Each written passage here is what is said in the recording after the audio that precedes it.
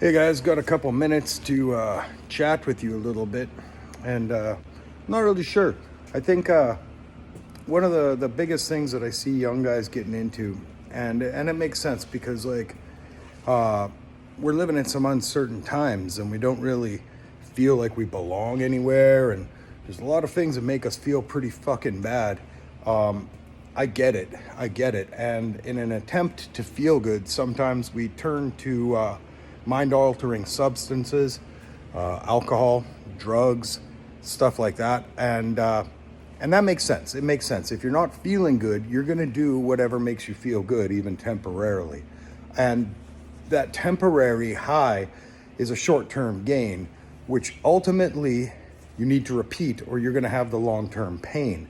And unfortunately, you need to go through some of the discomfort in this life and just basically realize that not everything feels good and nothing was intended to feel good. We're living in a weird, unnatural society in a lot of ways.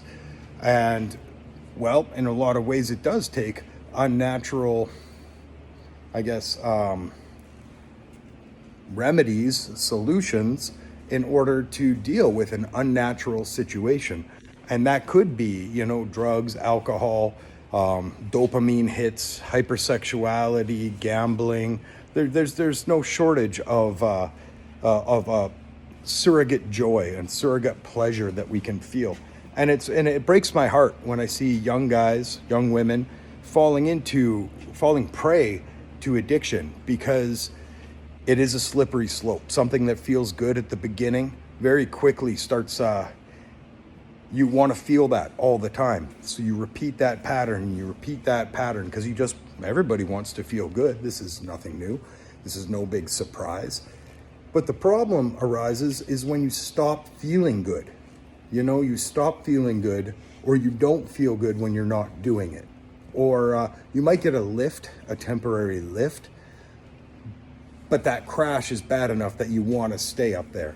And this is the slippery slope when it comes to drug abuse and things like that. At any given time, it's important to remember we're in a battle. We're in a fight between our highest self and our animal self, like up here and down here. And we make choices. And a lot of those battles, they're not easy to do. They're not easy to fight. They are a very complicated and hard fight to fight. Different philosophies around the world, like this is a holy war. The great jihad in Islamic faith believes that it's a struggle between your highest self and your lowest self. And you can decide whether you're going to win or lose that battle, because it's a choice. It's a choice. And sometimes it's a hard fucking fight. It's a really nasty dragon that you're going to be facing, but it's your fight. Nobody can fight it for you. That's why it's called self-work. And I feel bad for people that really, they don't feel they have comrades, they don't have companions, they don't have battle brothers, people that are in the fight. Know that I am. Everybody is. Everybody's in a battle that you're not really necessarily seeing at any given time. And I think it's important for you to remember that other people are also dealing with it. There are organizations out there, Narcotics Anonymous. If you don't want to admit that it's a drug problem, maybe it's an alcohol problem, you've got Alcoholics Anonymous. You've got groups like Al-Anon that are there to support families and friends of people that are dealing with addiction. You also have a secular organization for sobriety. There's a lot of programs. Like our program is whatistheprogram.com. That was a nonprofit sobriety organization that my partner and I ran for a while. It's still operational, but we're not really proselytizing or anything like that. But remember that you're in a battle at any time between what you know is right and what you know is a failure. And a lot of times those failures feel good. I'm not going to pretend that it doesn't feel good to get high. Like, people ask, why did you do drugs? Well, have you ever done them? Yeah, there's a reason people do them, and there's a reason people don't stop. Now, pleasure is different than joy. So I feel joy from accomplishing things, not necessarily crazy vital physiological things like building a hut or a house and hunting bear or hunting food or accomplishing my survival needs or my safety and security needs. But joy comes from actual accomplishment. And when we can't achieve actual accomplishment, we'll accept pleasure as a raw substitute, as a poor substitute. So don't replace what's accomplishment and joy with pleasure, because pleasure is a trap. They use and manipulate our desires for profit. They use and manipulate our desires for greed. And the local drug dealer doesn't give two damns about you. I've been to lots of funerals, and it's weird. You see those the drug dealers in the crowd of the people at the funeral. They're disappointed they lost a client. Very rarely is it a real friend.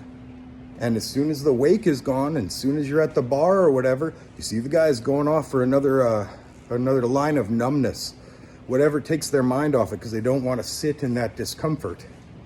And I mentioned in other video, like the inability to sit in the discomfort of reality is a tough one. And that's actually part of the trip that meditation tries to address, is that you're going to sit still for a moment, be with yourself in silence. And really, it's the last thing a lot of people want to do, because when you're sitting there, you have to look at the hurt that maybe you're running away from using. Maybe the people that were supposed to love you didn't do a good job. Maybe they even did worse and they hurt you. So these are all stuff that everybody's dealing with. And I think we need to remember that there's alternatives out there. There is communities of men and women that are set up to help each other out. Therapy isn't free. It's not attainable to a lot of people. But there's a lot of us out there that are floating around that are here for you. You know, we're willing to help out if you really need the help. I don't know. It's a tough one. I'm going to try to put a list of some resources, international resources, if you're interested, stuff you could find online. If you're looking for help, or you're looking for a way out of some rough times, because unfortunately, the people that were supposed to help us or help you through a lot of this stuff kind of abandoned their job. They gave up their responsibility. So who's stepping up to it? I believe in you guys, and as usual, peace, love, and granola. Take care of yourself.